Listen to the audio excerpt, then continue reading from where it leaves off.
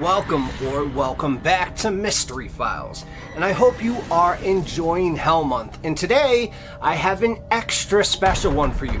Like I said, I was going to crescendo the stories from scary to the most scary, but this story I was gonna save for one of my last ones, but I just couldn't. I absolutely could not, and the reason for that being that today is Friday the 13th. What are the odds? By the way, if you want to watch last year's Hell Month, you should start out with possible origin story of the real Michael Myers from Halloween. And I will put a link to that in the description also. Make sure to watch the first two Hell Month stories from last week, because this is number 3. Okay, so in this special story I am telling you is the real life inspiration for the movie that involves Jason Voorhees called Friday the 13th. That's right, I found the origin story. And don't worry, there's plenty more origin stories that I have found from other classic horror movies, so there's nothing for you to do other than to sit back and enjoy. If you are, please leave a like right now. We have got to get this up to at least 55 likes, people. We can absolutely do it. I have faith in you.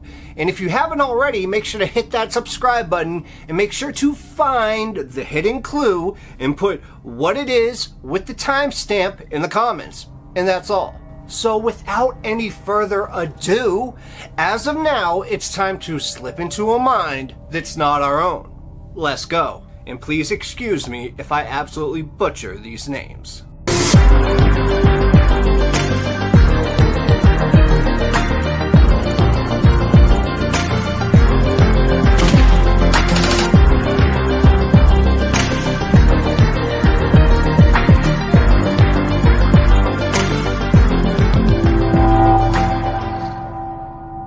On June 4th in 1960, 4 teenagers ventured out into the wild, unaware that it would be their last outing.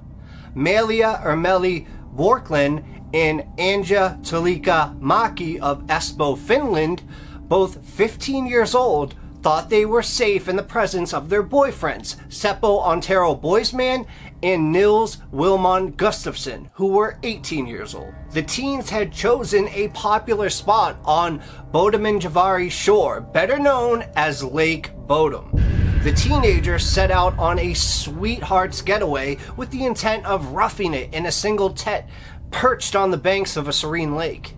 So they went out and they enjoyed their first evening near the lake and eventually headed to bed in high spirits, and it wasn't until they woke up in the morning when terror struck them. The calm, peaceful morning that had greeted the campers on their arrival the day before had been replaced by an eerie stillness in the pre-dawn hours between 4 and 6 a.m. And nothing seemed amiss as they laid snuggling in their tents until suddenly the air was met with these screams of terror as an unknown assailant descended upon them. 3 of the campers were mercilessly killed in the attack, while the 4th barely survived after sustaining multiple injuries, including a concussion, a fractured jaw, and several broken facial bones. The murder scene was a sight of horror. Nils Wilhelm Gustafsson lying atop the collapsed tent, his face contorted with grief and shock. His 3 teenage companions are sprawled among a patchwork of blood-stained fabric and torn canvas. And this shocking news of their deaths was stumbled upon by a bird watchers group at dawn, who noticed the collapsed tent from the lake shore. A lone blonde figure could be seen walking away from it through in the trees. And as they slowly approached the tent out of curiosity, they saw Gustafsson, still alive but shell-shocked and barefoot. And when they discovered the grisly scene before them, they alerted the police, who arrived by noon, more than 6 hours after the Lake Bodom murders had taken place. Maki and Boisman were found inside the tent, while Bjorklund's body was lying naked from the waist down outside it, next to an inconsolable Gustafsson. Bjorklund's body was in dire condition, stabbed numerous times beyond her death. Gustafsson, filled with terror, described the attacker as a looming black figure with piercing red eyes, and he vaguely recalls those crimson shards coming at him before everything just kind of went blank. He said he was the first attacked and that he became disoriented, making his account of what happened hazy.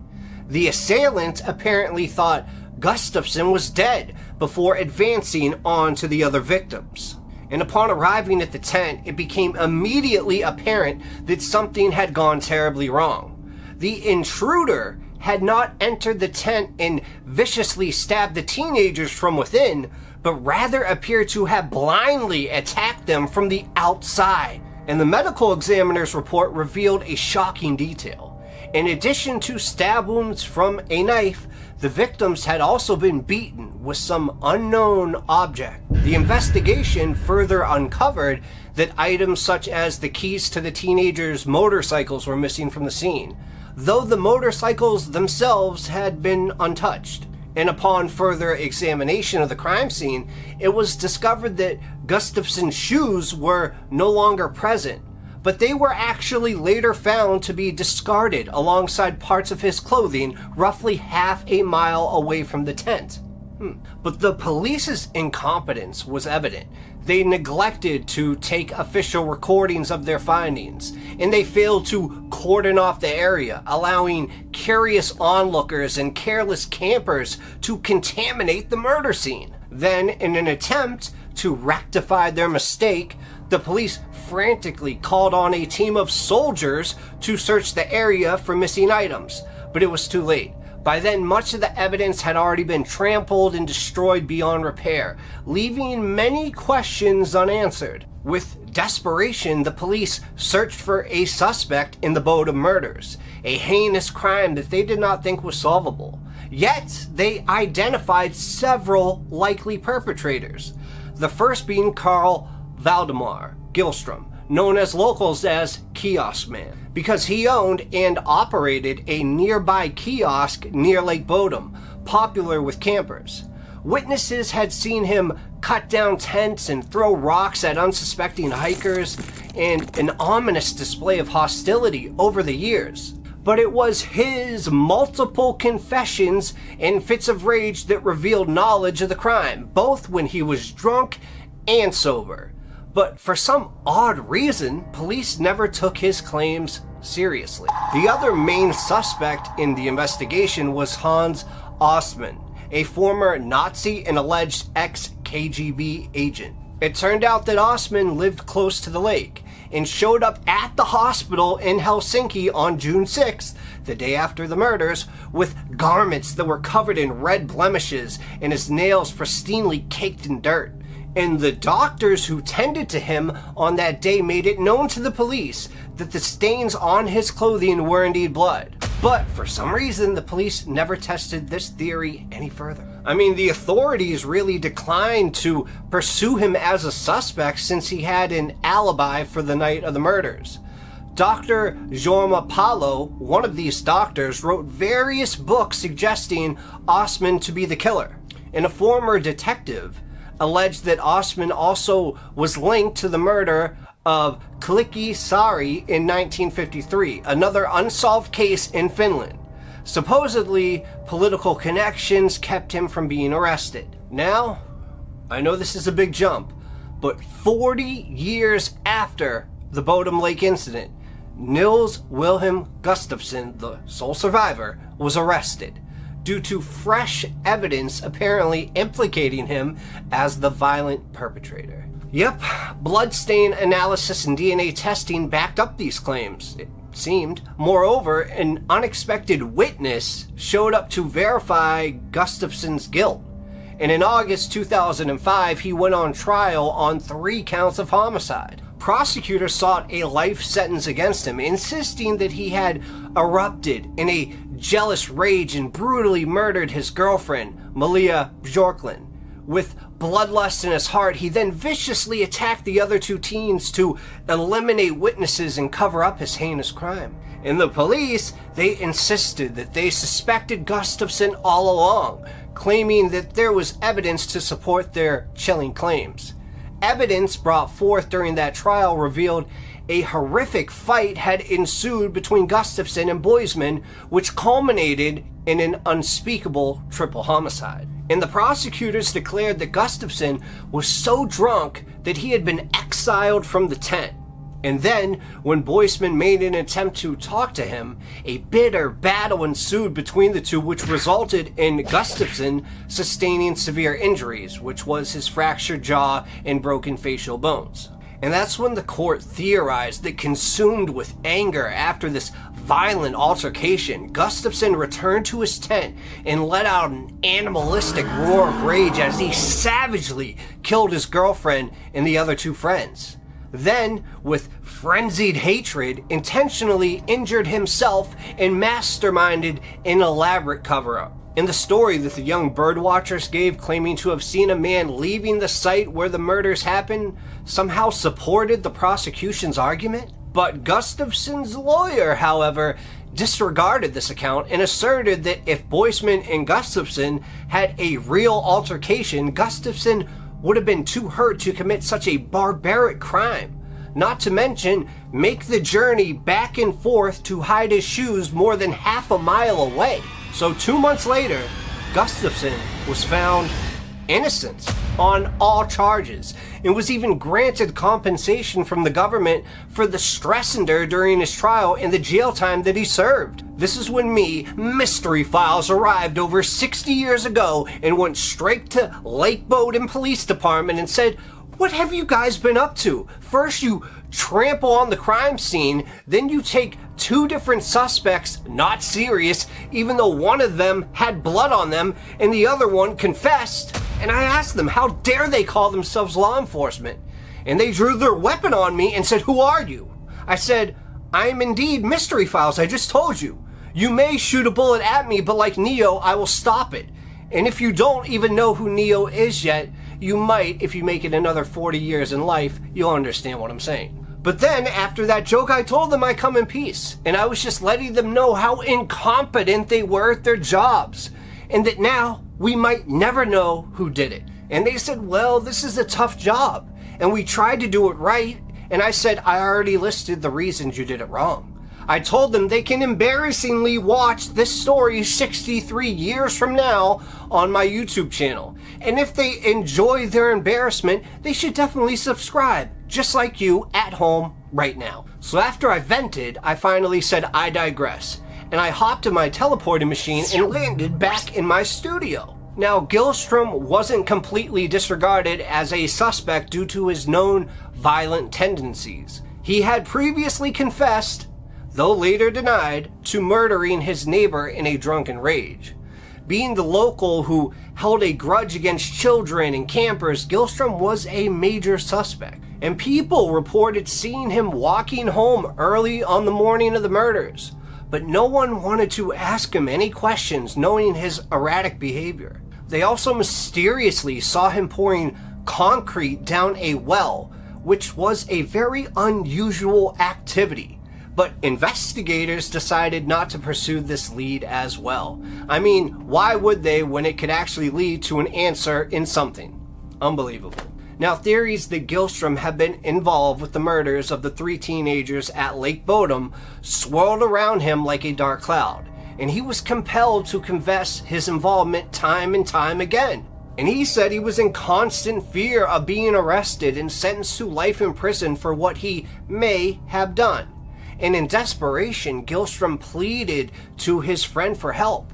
What should he do if he turns out that he was the one who committed such a heinous crime? And with no other options left, his friend suggested the only way out for Carl Gillstrom would be to swallow the murky waters of Lake Bowden, never to come up again. And so, 9 years later, Carl drowned himself in the lake, an act of final penance for whatever secrets he had hidden there. It is to mention that most believe it was him taking his own life, but some believe that it could have been the same person who killed the others at Lake Bowden. I mean, at that time, it was thought that the guilt of the Lake Bowden murders drove Gillstrom to take his own life, but police could never find any real proof at all linking him to the killings, leading them to conclude that he was an emotionally disturbed individual whose confessions were not trustworthy. Even so, many continue to suspect him of being involved in the gruesome murders. Unfortunately, no other suspects have been identified, and no additional evidence has come to light, making this Finland's most chilling unsolved case. Now, the creators of Friday the 13th have previously said that their series was not based on a true story, but could that have been because they wanted to take credit of its originality? I mean, let's not forget this happened at Lake Bodom, and Jason Voorhees in Friday the 13th kills at Camp Crystal Lake. That's pretty similar. Not to mention, Jason literally, especially in the 2009 movie, I'll give you an example, is known to have drowned in the lake. And then all of a sudden when his mother dies, he comes back to life from the lake. And then even at the end of the movie, when he's dropped in the lake, he comes back from the lake. So could it have been Gillstrom? And could this have just been an ebb and flow attempt of him taking his life and then being resurged? Not to mention, there's many times where Jason's eyes in the movies look red. And if you just want to take one example, if you watch the newest one, like I said, from 2009, on his second kill, when he grabs the woman from the tent, he plunges his machete through the outside of the tent, just like described in Lake Bodom. And also, let's not forget, a blunt instrument was also used, and Jason Voorhees was notoriously known for using his machete to stab, but also to smash. Not to mention, there's no doubt that this unsolved massacre at Lake Bodom bears a lot of chilling similarities. So was this the heinous crime that inspired Victor Miller to write the now horror classic Friday the 13th? Well, I'll let you be the judge on that in the comments section right now.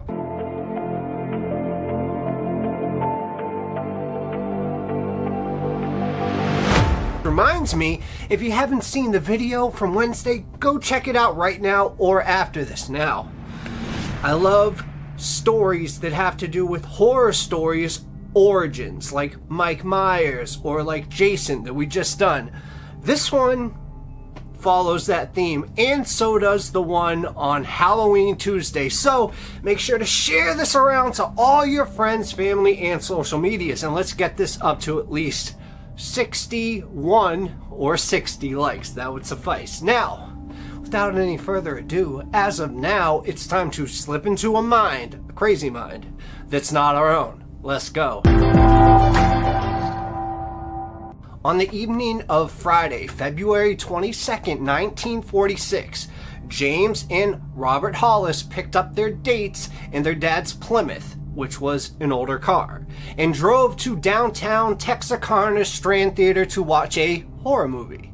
The Strand haunted the corner of Main and West 3rd Street, only 2 blocks west of the Texas-Arkansas state line. Little did Jimmy and Mary Jean Larry know that after House of Dracula's climactic finale, they'd step into a horror story themselves. So afterwards, Jimmy dropped Bob and his date off at home. And then Jimmy and Mary Jean set off in the car, taking Richmond Road north. And when they arrived at a stretch of rural road known as Lover's Lane, it was about 11:45 p.m. And although Jimmy had told his dad he would have the car back before midnight, the couple spent the next 10 minutes kissing in the moonlight. Then out of nowhere, a harsh white light shone through the driver's side window. And as he turned from Mary Jean to see what was causing it, Jimmy noticed a person with a ghostly white mask standing right by the door. He held a flashlight in one hand and a gun in the other. "I don't want to kill you, fella," a voice growled through the mask.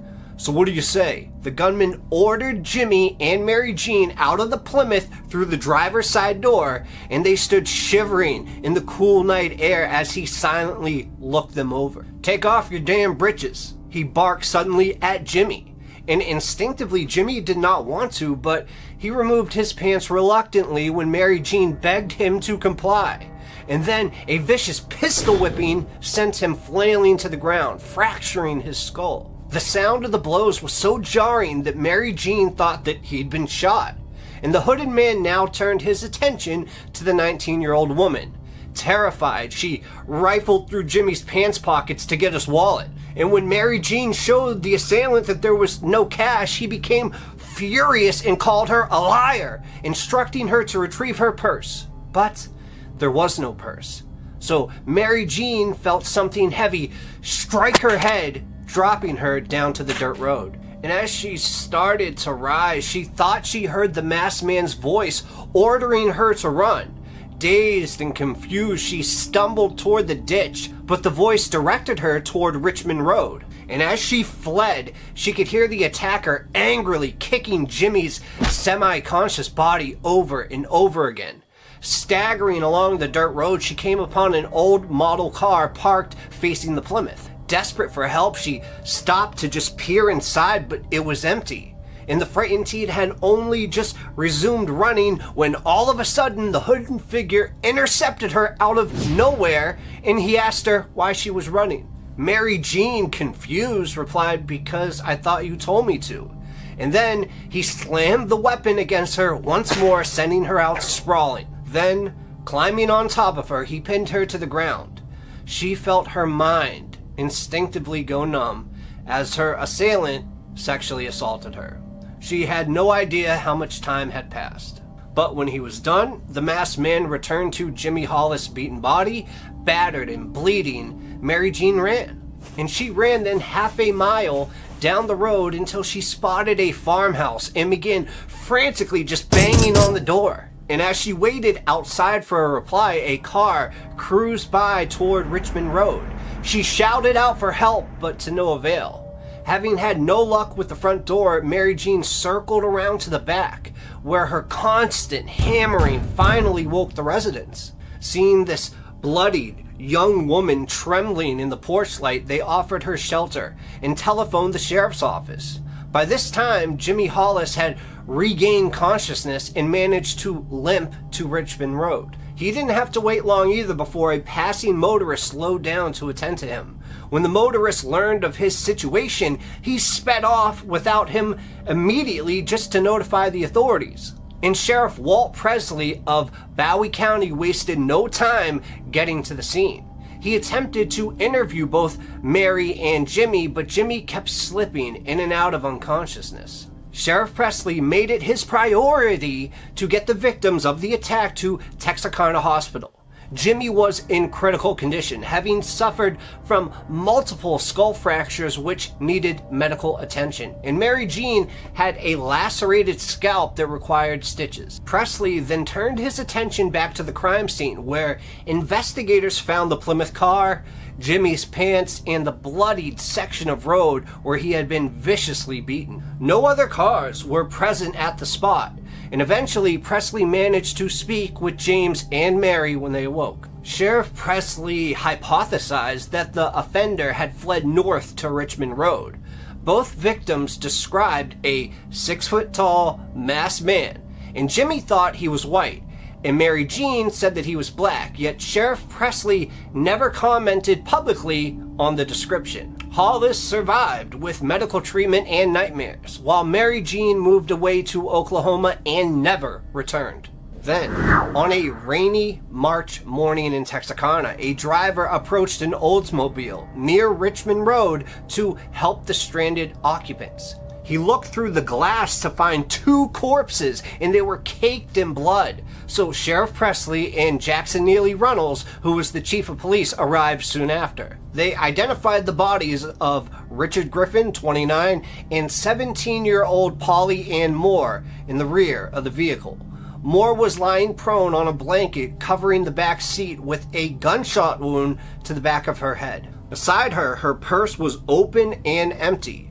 Griffin had been executed in a similar fashion, his body kneeling on the floor between the front and back seats, and his head resting on overlapping hands. Both victims were fully clothed. Like Moore's purse, Griffin's outturned pant pockets were a clear sign of robbery gone wrong. A wide pool of blood outside the vehicle, 20 feet away in the dirt, showed that they had not been killed inside the car, but rather shot to death in a brazen, open slaughter. Whoever had committed this terrible act then callously stuffed their bodies into the back of the Oldsmobile. And before police could even intervene, Onlookers descended upon the scene like scavenging vultures, trampling over potential evidence like tire tracks and footprints without any regard for the consequence. At the time, it was common practice to avoid publicly referencing any sexual assault that may have occurred with Polly Ann Moore,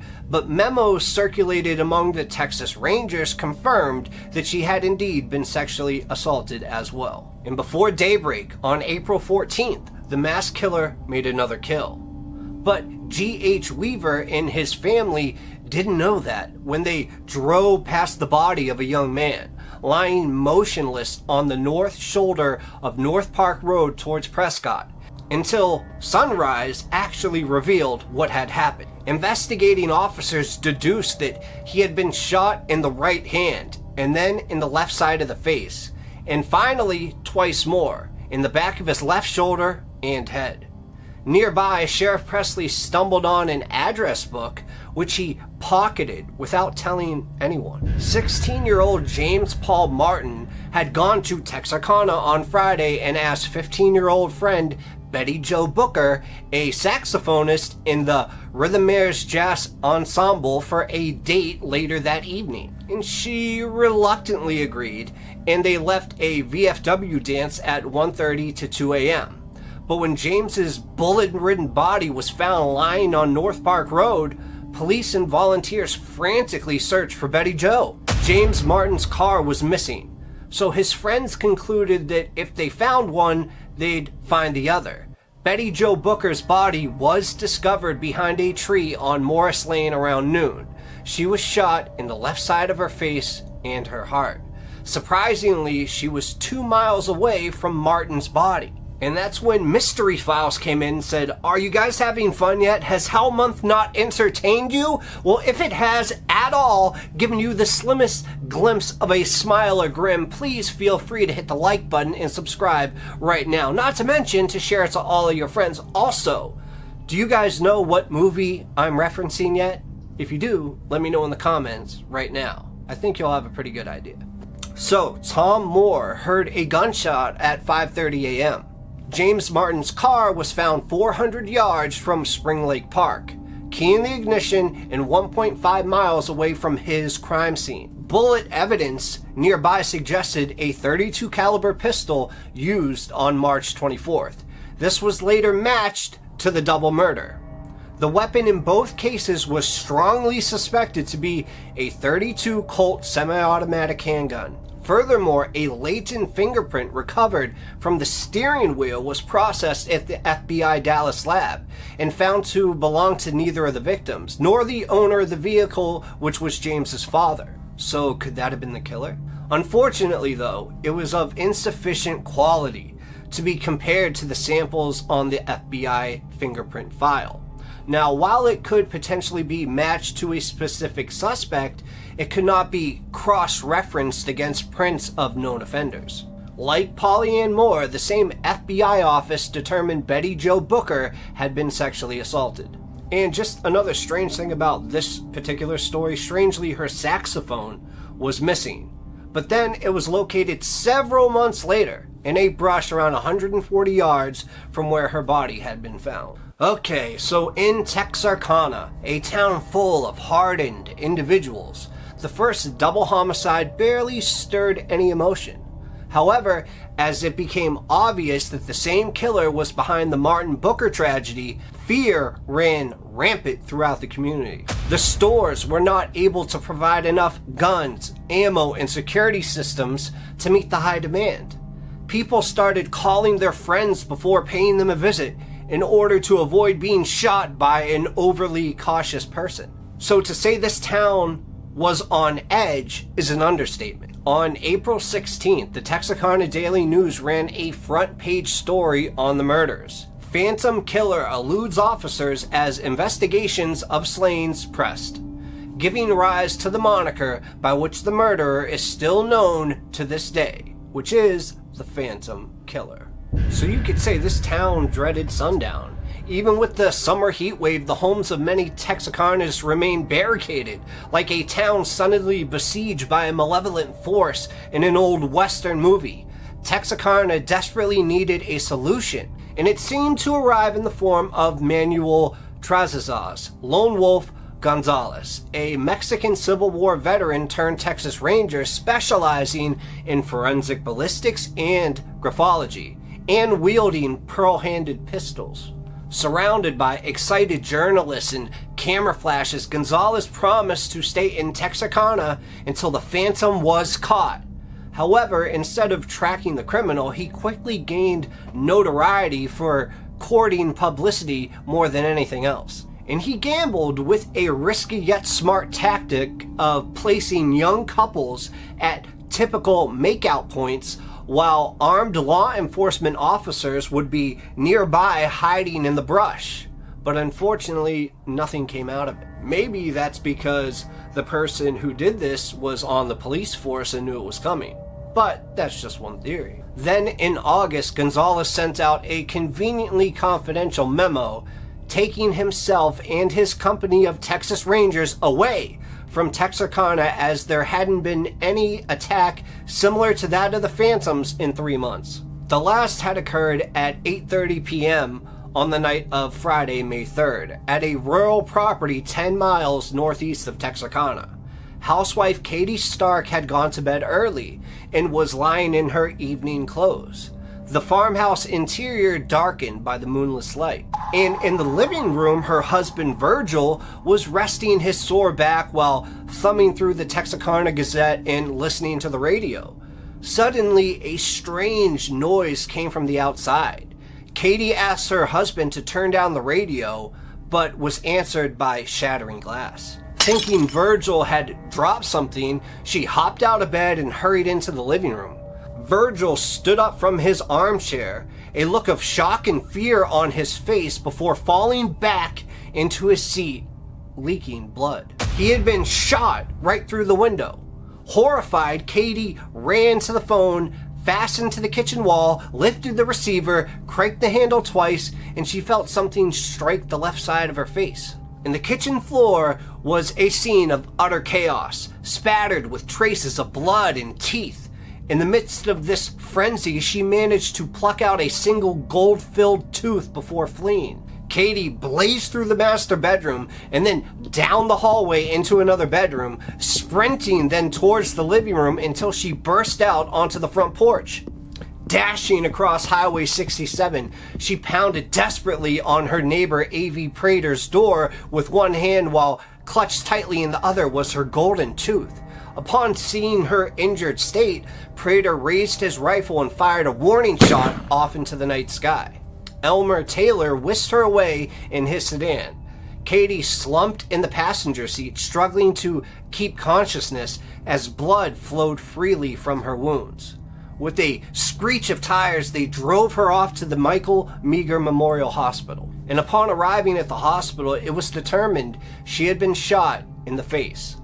Fortunately, she would survive. While the attack on the Starks is commonly considered to be the last of the so-called Moonlight murders, there is reason to doubt it is connected. Certainly, whoever fired the shots that killed Virgil Stark and wounded his wife, targeting a male and female, but this violence was directed at an older married couple in their own home, rather than more youthful victims in the pseudo-privacy of a parked car. Plus, the Starks were hit with a .22 caliber bullet, whereas the previous homicide victims were killed with .32s that were scientifically proven to have been fired from the same pistol. Furthermore, Virgil Stark had been carrying on an affair with a married woman whose husband had recently returned to the area from World War II. So not only did this mean there was at least one other person residing locally with a motive to harm Stark, it may also account for the deviations in the MO.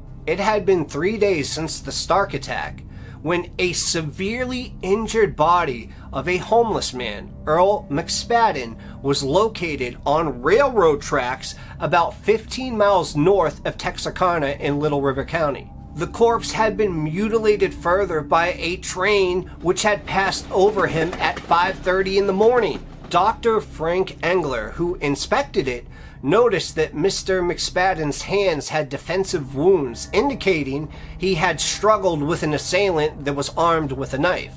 and there was a deep 2-inch long gash on the left side of his temple capable of causing his death. Now, despite the lack of any physical or behavioral evidence linking McSpadden's death to the killings in Texarkana, his timely demise gave rise to a number of oft-repeated popular speculations. In one scenario, McSpadden was the Phantom Killer himself, who, racked with guilt, decided to put an end to his miserable existence. Another theory holds that he was the Phantom's last victim, murdered either because he knew too much or as an elaborate means for the gunman to fake his own death. While none of the investigators gave much credence to McSpadden's death being related to the Phantom, it goes a long way to explaining the dramatic escape by railway finale to The Town That Dreaded Sundown in 2003. And if you didn't know by now, that's what this story is about, the movie The Town That Dreaded Sundown.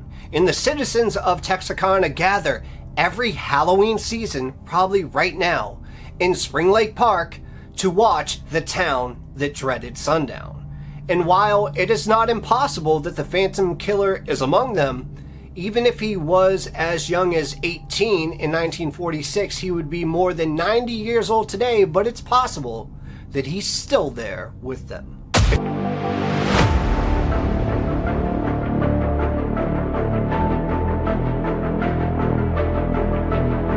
Welcome back to Mystery Files. Today, Hell Month concludes. And I really hope you enjoyed it. I really do. But I got a story for you that will swirl around in your mind maybe for the rest of time.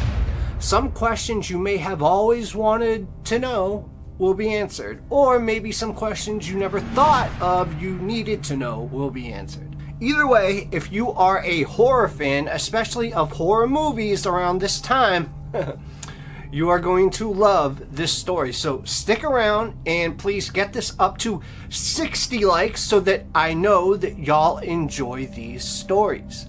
And if you get it up to more than 60 likes, I will do a bonus story to extend Hell Month. But the ball is totally in your court.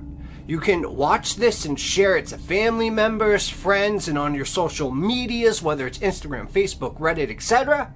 Or you can just watch it and leave, and then there might not be a bonus episode. Totally up to you guys, but I do have faith in you, so let's do it. And as most of you know, in every single story I put a hidden clue, and it could be a little Jason mask or the like button or anything really, usually something of the scary persuasion. So make sure to try to find the hidden clue, and when you do, put what it is with the timestamp in the comments to enter into a giveaway that I do every 6 months. And just to let you guys know, this episode goes from 0 to 100 real quick, so make sure to watch to the end. Okay, without any further ado, as of now, it's time to slip into a mind that's not our own.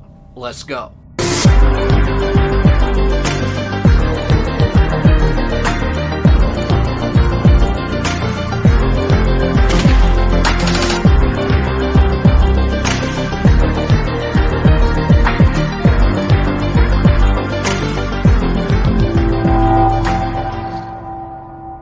Born Edward Theodore Gain on August 27, 1906 in La Crosse, Wisconsin.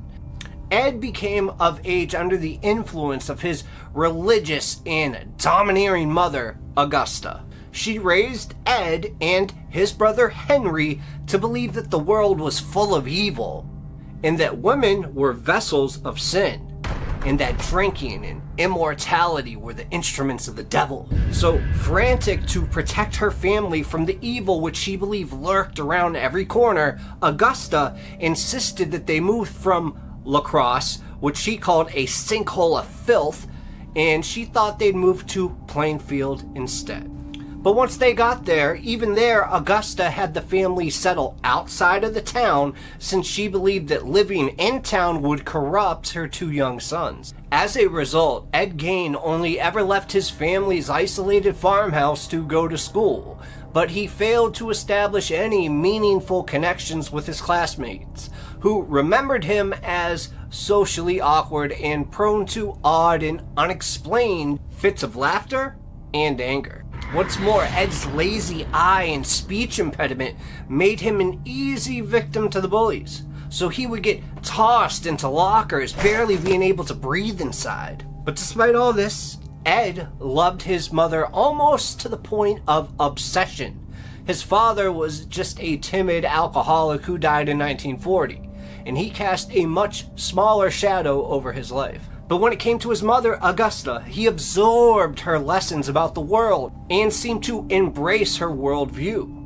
Though Henry sometimes stood up to Augusta, Ed Gaines never did. I mean, Ed did endure a difficult childhood. His father was an alcoholic and his mother was verbally abusive toward him, but he nevertheless idolized her, a fact that apparently concerned his older brother Henry, who, like I said, would occasionally confront her in Ed's presence. Now, Henry, likely trying to be the older brother that protected his younger brother Ed, most likely thought that he was sticking up for him and would gain his respect and would finally draw some boundaries between them and their mother.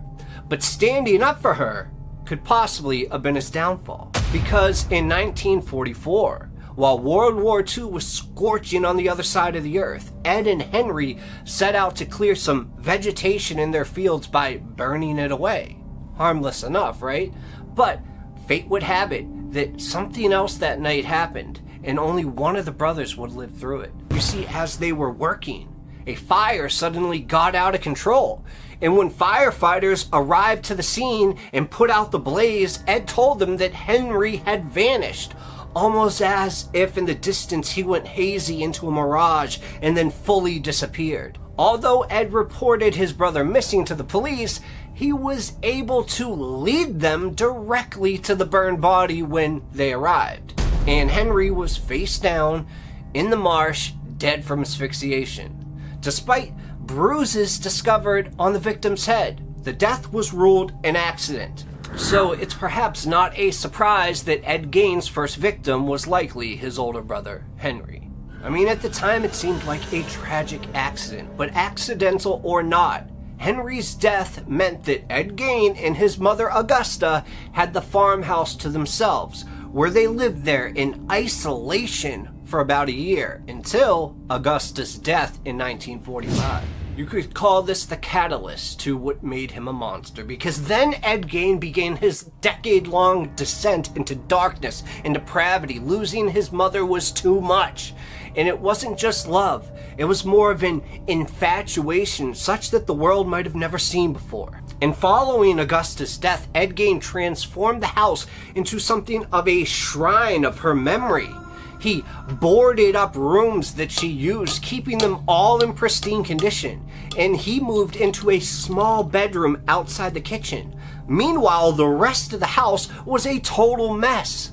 So, living alone, far from town, he began to sink into his obsessions. Ed filled his days by learning about Nazi medical experiences, studying human anatomy, and consuming sexual images, even though he never attempted to date any women in real life. And also, one of his favorite things to do in the world was to read horror novels. And then he also began to indulge in his sick fantasies. But it took a long time for anyone to realize it.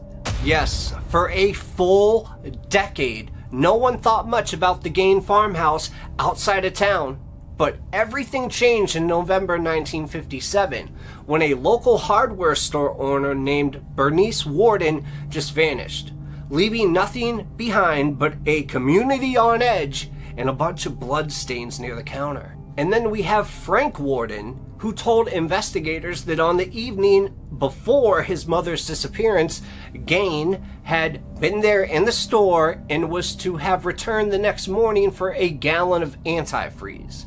And a sales slip or receipt for the antifreeze was the last receipt written by Warden on the morning that she disappeared. So police doing their job went to Ed's farmhouse to investigate, and found themselves in the middle of a waking nightmare. There, authorities found what would later inspire horror movies such as Silence of the Lambs, Psycho, and the Texas Chainsaw Massacre. This is a warning. What I am about to describe could be extremely graphic to some viewers. So if you are squeamish, click off now and watch one of my other videos. Okay, as soon as investigators stepped into Ed Gein's house, they found Bernice Worden in the kitchen. She was dead, decapitated, and hung by her ankles from the rafters.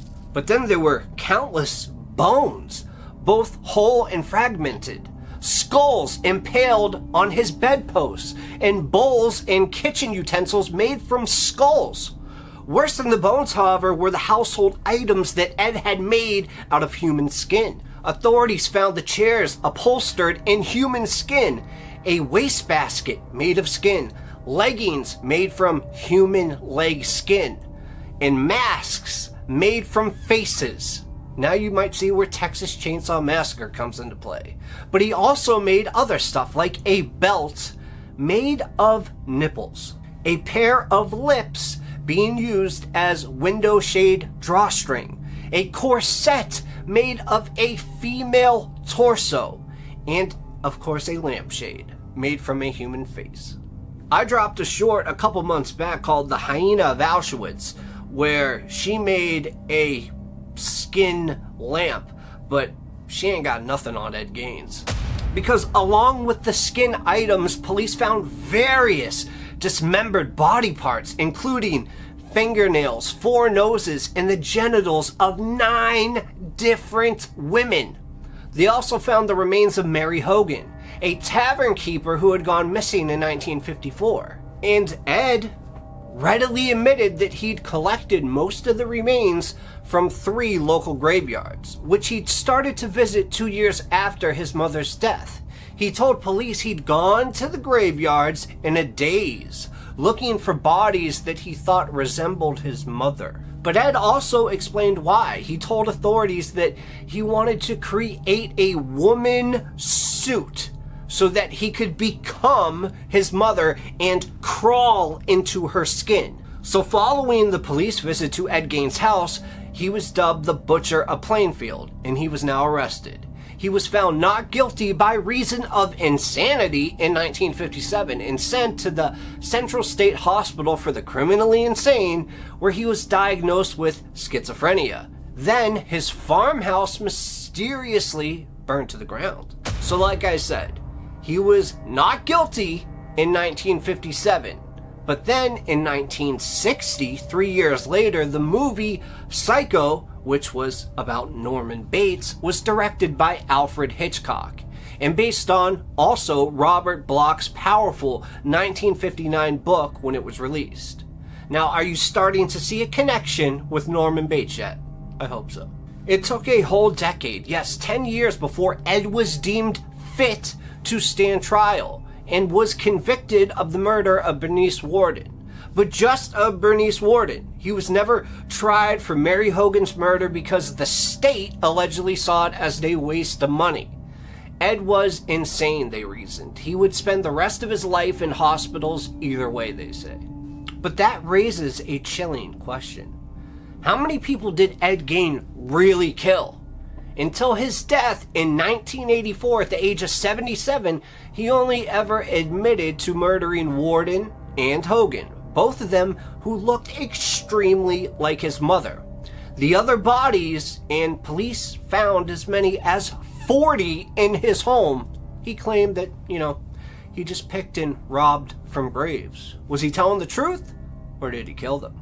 As such, we may never know how many people fell victim to the Butcher of Plainfield, but it is certain that Ed Gein stands out as one of history's most disturbing serial killers. He's also the inspiration for the mother-loving Norman Bates of Psycho, the Texas Chainsaw Massacre skin-wearing Leatherface, and the Silence of the Lambs Buffalo Bill. Think about 3 horror movies that have almost transformed the horror community that are based off of one man. Now, these movies have terrified generations of movie audiences, but they aren't quite as chilling as the real-life story of Ed Gein himself. So, the next time you go to see Psycho, or you watch a story or a movie or a TV show about Norman Bates, remember, it's really Ed Gaines.